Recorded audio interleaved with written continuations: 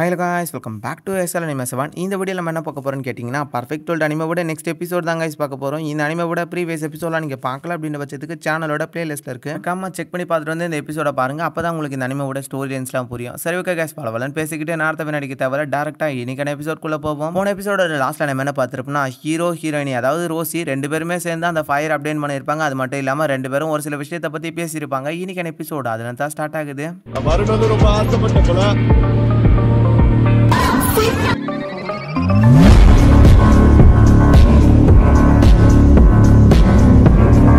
சுற்றி ஒலிகள்லாம் ஒலிக்க ஆரம்பிச்சிருச்சு. இதெல்லாம் பார்க்கும்போது அப்போ அந்த 3000 உலகத்துக்குள்ளே நடக்க போகிற அந்த போட்டி ஸ்டார்ட் ஆக போகுதுன்னு தோணுது. அப்படின்ற மாதிரி எபிசோடோட ஸ்டார்டிங்கில் அவங்க சொல்லிக்கிட்டு இருக்க அப்படியே நெக்ஸ்ட் சீனில் அந்த செங் பையில தான் காமிக்கிறாங்க. இந்த இமார்டல் டெம்பிள்லேருந்து அவனும் ஃபைட்டுக்காக தயாராக தான் நின்றுக்கிட்டு இருக்கான். அடுத்த சீனில் வேற ஒருத்தனை தான் காமிக்கிறாங்க. இதுதான் கடைசி சான்ஸ், இந்த வாட்டி நம்மளுக்கு ஏதாவது ஒரு அரிய வாய்ப்புகள் கிடைக்கும்னு நினைக்கிறேன், இந்த வாட்டி மிஸ் பண்ணிடக்கூடாது அப்படின்ற மாதிரி அந்த இடத்துல அவன் பேசிக்கிட்டு இருக்கான்.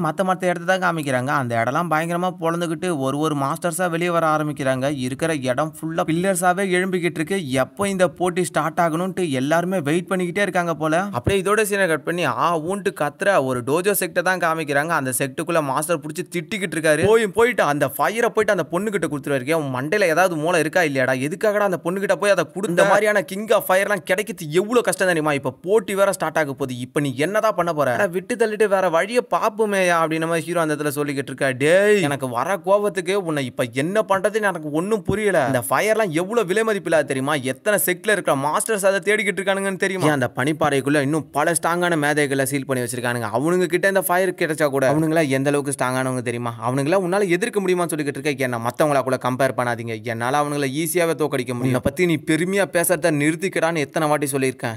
இப்ப போயிட்டு உனக்கு வேற ஒரு ஃபயரை நான் தேடி கண்டுபிடிச்சாகணும் போல இருக்கு. வேற வழியில எல்லாம் என்னோட தலையத்தை அப்படி இருக்கு. என்கிட்ட இருந்து ஏதாவது ஒரு ரெட் ஃபிளேமை நான் உனக்கு தேடி கண்டுபிடிக்கணும். சரி, நான் போயிட்டு அந்த வேலையாச்சு பாக்குறேன் அப்படின்ற மாதிரி மாஸ்டர் ஹீரோக்கு ஏதோ ரெட் ஃபிளேம் தேடி கண்டுபிடிக்க போறான் அப்படின்னு போய்கிட்டு இருக்காரு. ஹீரோ அந்த இடத்துல இன்னமும் திமுறா தான் நின்னுகிட்டு இருக்கான். இவ்வளவு சொல்லி ஹீரோ அந்த இடத்துல திமுறா இருக்கிறத பார்த்த மாஸ்டருக்கு பயங்கர கடுப்பாயுது. கிளம்பு, நீ இன்னும் 8 நாளைக்கு அந்த மலையை தூக்கிட்டு போறா அப்படின்ட்டு அமுச்சு விட நெக்ஸ்ட் சீன்ல வேற ஒருத்தன் தான் காமிக்கிறாங்க. அதுவும் ரீனாவோட செக்டை சேர்ந்தவன். அவனுங்களோட டோஜோ செக்டை பத்தி தான் பேசிட்டு வந்துட்டு இருக்காங்க. உங்களுக்கு அந்த செக்டை பத்தி தெரியும். இடத்துக்குள்ள புதுசா ஏதோ ஒரு பைத்தியக்காரன் வந்து இருக்கானா. அது மட்டும் இல்லாம அந்த இடத்துக்குள்ள இருக்கிற எல்லாத்தையுமே திருடி தான் தூக்கிட்டு வந்துகிட்டு இருக்கானுங்க. அது மட்டும் இல்லாம அவங்க நம்ம சீனியர்ஸே மிரட்டி இருக்காங்க. அவங்களுக்கு எவ்வளவு தைரியம் இருக்கும், நீங்க தான் அவங்களுக்கு பாடத்தை கற்பிக்கணும் அப்படின்னு சொல்லிக்கிட்டு இருக்க. அந்த இடத்துல இருக்க மவுண்டன் நகர்ந்துகிட்டு இருக்கு. மவுண்டன் உங்க செக்டுக்கு பக்கத்துல அந்த மாதிரி தானே தெரியுது. இந்த மவுண்டன் எப்படி இந்த இடத்துக்கு வந்துச்சு அப்படின்னு மாதிரி பேசிக்கிட்டு இருக்கு. ஆமா, இந்த மவுண்டன் எப்படி இந்த இடத்துக்கு வந்துச்சு, அந்த எப்படி நகர்ந்துகிட்டு இருக்கு அப்படின்னு சொல்லிட்டு எல்லாருமே அந்த மவுண்டன் கிட்ட நடந்து போக ஆரம்பிக்கிறாங்க. இப்போ அந்த மவுண்டனை தூக்கிட்டு வந்துகிட்டு இருக்கிறது வேற யாரும் இல்ல, ஹீரோ தான். மலையை தூக்கிட்டு வந்துகிட்டு இருக்க ஹீரோவும் கிட்ட முட்ட அவ டிவைன் ஃபயர் இலிமா அப்டேட் பண்ற நேரம் தான் அந்த ஃபயரை கொடுத்தேன். இதுக்கு மேல நம்ம என்ன பண்றது அப்படின்ட்டு யோசிச்சுக்கிட்டு இருக்கும் போது இன்னைக்கு நைட்டு என்ன சாப்பிடலாம் அப்படின்ட்டு ஹீரோ யோசிச்சுக்கிட்டு இருக்கான். சடனா ஹீரோ தூக்கிட்டு போய்கிட்டு இருக்க. அந்த மலையை பயங்கரமா நடுங்க ஆரம்பிக்குது. அந்த மவுண்டனை யாரும் அட்டாக் பண்ணிருக்காங்க. வெளியே இருந்தா அந்த 3 சைக்கோஸும் இப்போ அந்த மவுண்டனை நோக்கி போய்கிட்டு இருக்கானுங்க. அவங்களும் கீழே இறங்கிட்டு திமுறா நின்னுகிட்டு இருக்கானுங்க. டியானியன் அகாடமியில இருந்த மவுண்டன், இந்த மவுண்டன் எப்படி இந்த இடத்துக்கு வந்துச்சு அப்படின்ற மாதிரி அங்க இருந்த மஞ்சள் சட்டை கேட்டுக்கிட்டு இது அந்த டோஜோ செக்ல இருக்கிற பைத்தியக்காரன் பண்ண வேலையா தான் இருக்கணும், இவனை இன்னைக்கு சும்மா விடக்கூடாது அப்படின்ற மாதிரி அந்த இடத்துக்குள்ள அவனுங்க பேசிக்கிட்டு இருக்க. இதை கேட்ட ஹீரோவும் உங்களுக்கு எவ்வளவு திமுறடா இருக்கும் அப்படின்ட்டு ஹீரோ அந்த மவுண்டனை உடைக்க ஆரம்பிக்கிறான். இருக்கிற கடுப்பை பூரா உங்க மேல காமிக்க போறேன்னான்ட்டு ஹீரோ அங்க இருக்கிற ஒரே ஒரு சின்ன கல்ல ஹீரோ அவன்கிட்ட சுண்டி விட்டுக்கிட்டு இருக்க. 3 பேருமே அடிச்சடிக்கி பறக்குறானுங்க. ஹீரோ ஹெவன் மென்டிங் செக்டை சேர்ந்தவங்க இந்த இடத்துக்குள்ள வந்திருக்கதை பார்த்த பயங்கரமா கடுப்பாகுது. ஹெவன் மென்டிங் செக்ட் எவ்வளவு தைரியம் தான் இந்த இடத்துக்குள்ள வந்திருப்பீங்க, உங்க அல்ல கைங்க கிட்டலாம் சொல்லுங்க, இந்த இடத்துக்குள்ள நான் உங்களை சண்டையிட சவால் விடுறேன் அப்படின்ட்டு ஒரு இடத்துல எவனோ மொத்தம் பேசிக்கிட்டு இருக்கான். சைட்ல இருக்கவங்களா அவங்க செக்டுக்குள்ள ஹியூவாங் வந்ததா கேள்விப்பட்டேனே, அவனுக்கு என்னாச்சுன்ற மாதிரி கேட்டுக்கிட்டு இருக்க. அவனை பத்தி கேட்கறீங்களா? நான் அவனை அந்த இடத்துக்குள்ள பார்க்கல, பட் எனக்கு அவனை பத்தி தெரியும். அவன் அந்த அளவுக்குலாம் ரொம்பலாம் ஒருத்தியானவனாம் இல்லை. அவனால எங்களுக்கு அந்த அளவுக்குலாம் பிரச்சனை எல்லாம் ஒன்றும் ஏற்படல. அவனுங்களே எங்க மக்கள் கிட்ட இருந்து வெளியேறதுக்காக காலில் வந்து கெஞ்சிக்கிட்டு இருந்தான் அப்படின்ற மாதிரி அந்த இடத்துக்குள்ள இருக்கிற எல்லாத்தையுமே டாபிக்கை தலைகீழா சொல்லிக்கிட்டு இருக்கேன். அது மட்டும் இல்லாம ஹீரோவை அவனுங்கள செக்டிலே கொண்டுட்டானுங்களா, அதனால ஹீரோவை பத்தி கவலைப்பட தேவையில்லைன்ற மாதிரி சொல்லிக்கிட்டு இருக்கான். இதை கேட்ட ரோசி கம்னு இருப்பாங்களா? ஐயோ, நான் கேள்விப்பட்ட விஷயமே வேறையாச்சு. அடுத்த நிமிஷமே அவங்க செக்ல இருக்கிற அந்த புனித நூல்களை அவன் படிச்சுட்டானா, அதுக்காக நீங்க அவங்க கிட்ட இருந்து எடுக்க தான் இதெல்லாம் பண்ணீங்கன்னு கேள்விப்பட்டேன். யார் சொன்னது? முட்டாள்தனமான விஷயம். அவனாலாம் அந்த இடத்துல ஒன்றும் பண்ண முடியாதுன்னு சொல்லிக்கிட்டு இருக்க. என்கிட்ட ஃபேரி ஊ தான் சொன்னாங்க. அவங்க யுவாந்தியான் அரண்மனையில அவனை பார்த்திருக்காங்களாமா. அவங்க அந்த இடத்துல நேர்லயே அவனை பார்த்திருக்காங்க. அவன் அந்த அளவுக்குலாம் வீக்கானவன் இல்ல. அவனோட சீக்ரெட் டெக்னிக் அவன் எடுத்ததுனால தான் நீங்க அந்த மாதிரிலாம் அவனை பண்ணதான் நான் கேள்விப்பட்டேன்ற மாதிரி சொல்லிக்கிட்டு இருக்க. அவன் கடுப்பு கடுப்பாக்கிட்டு இருக்கான் அந்த இடத்துக்குள்ள. அடசனன் அந்த இடத்துக்குள்ள 2-3 நாட்கள் வந்துகிட்டு இருக்காங்க. மாஸ்டர் மாஸ்டர் டோஜோ செக்டுக்குள்ள ஒருத்தர் நம்ம கிளானே அந்த இடத்துல சவால் விட்டுட்டு அவங்கள வந்து ஃபைட் பண்றதுக்காக அப்படின்ற மாதிரி சொல்லிக்கிட்டு இருக்க. ரோசி அந்த இடத்துக்குள்ள ஷாக் ஆகிட்டு இருக்காங்க. அவங்களுக்கு தெரியும் எப்படியா இருந்தாலும் இது ஹீரோவா தான் இருக்கும்ட்டு. அவனும் எந்திரிச்சு என்னையே சவால் விடுறானா எமண்டாவா, அவனுக்கு அவ்வளவு தைரியம் இருக்கா என் கூட சண்டை போடுற அளவுக்கு, பார்த்துப்பா அவனை இன்னைக்கு சாவடிக்கிறேன் அப்படின்ற மாதிரி அவன் பேசிக்கிட்டு இருக்க.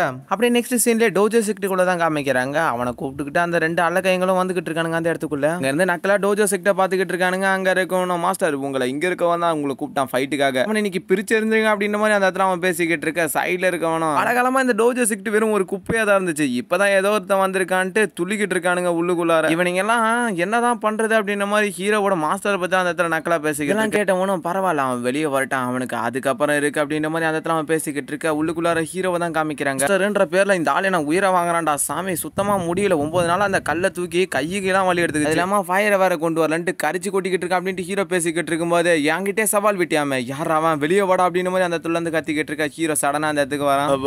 இப்பதான்டா ஒரு தூக்கத்தை போட்டு வெளியே வந்தான், அதுங்காட்டியும் வாழுன்னு கத்த ஆரம்பிச்சிட்டானுங்களே, எனக்கே உனக்கு சவால் விட எவ்வளவு தைரியம் இருக்கா, மரியாதையா வெளியே வா பாத்துக்கலாம் அப்படின்னு மாதிரி அந்த இடத்துல அவன் பேசிக்கிட்டு இருக்கான். ஆமா இவன் தான் நம்ம ஹெவன் வெண்டிங் செக்டே சவால் விட்டான் அப்படின்ட்டு இன்னொருத்த அந்த இடத்துக்குள்ள இருந்து பேசிக்கிட்டு இருக்க. ஹீரோ அந்த பேரை கேட்டு அடுத்த நிமிஷமா அவரோட ரிங்கை ஓபன் பண்ண ஆரம்பிக்கிறாரு. அதே இடத்துல அவனை கண்ட்ரோல் பண்ணவும் ஆரம்பிக்கிறாரு. என்னடா பண்ணிக்கிட்டு இருக்கான் இவன் சுத்தி அதிர்ச்சி ஆகிட்டு இருக்கானுங்க. இவ்வளவு நேரம் நக்கலா பேசியிருந்தவனால அந்த இடத்துக்குள்ள இருந்து அசைய கூட முடியல. என்னது இந்த ரிங்கோட பவர்ஸ் யூஸ் பண்ணி இந்த மாதிரிலாம் சடனா ஸ்டாப் கூட பண்ண முடியுமா ஒரு ஆள, என்ன விதமான டிஃபென்ஸ்ரா இது அப்படின்ட்டு அந்த இடத்துக்குள்ள அவனுங்க பேசிக்கிட்டு இருக்க. அந்த அடி வாங்கினவங்கிட்ட ஹீரோவும் வந்து என்ன மன்னிச்சிருங்க, பட் இருந்தாலும் நீங்க இந்த இடத்துக்குள்ள வந்து நக்கலா பேசுனது தப்புன்னு புடிச்சு ஹீரோ அந்த இடத்துல துணி துவைக்கிற மாதிரி துவைக்க ஆரம்பிக்கிறான். அவனால கதறிக்கிட்டு இருக்கிறத பார்த்து ஹீரோவும் அந்த இடத்துக்குள்ள விட்டு விசிறி அடிச்சு விட்டாரு. இப்ப சொல்லுங்கடா எதுக்காகடா இந்த இடத்துக்கு வந்திருக்கீங்க அப்படின்ற மாதிரி ஹீரோ இப்பதான் எதுக்காக வந்திருக்கீங்கன்னு கேட்க, நான் கண்டிப்பா விட மாட்டேன்னு சொல்லிக்கிட்டு இருக்க. ஹீரோவும் நீங்களே எதுக்காக வந்திருக்கீங்க, உனக்கு இவனை தெரியுமா? இல்ல எனக்கு இவரை பத்தி யாரு என்ன ஏதுன்ட்டு எனக்கு எதுவுமே தெரியாது, நான் இந்த இடத்துக்குள்ள ஏதோ ஒரு டெம்பிள் இருக்குன்னு கேள்விப்பட்டேன், அந்த இடத்துக்குள்ள வழிபட்டா நல்லதுன்னு கேள்விப்பட்டேன், அதுக்காக தான் இந்த இடத்துக்குள்ள வந்தான் அப்படின்ற மாதிரி கேட்டுக்கிட்டு இருக்க. அது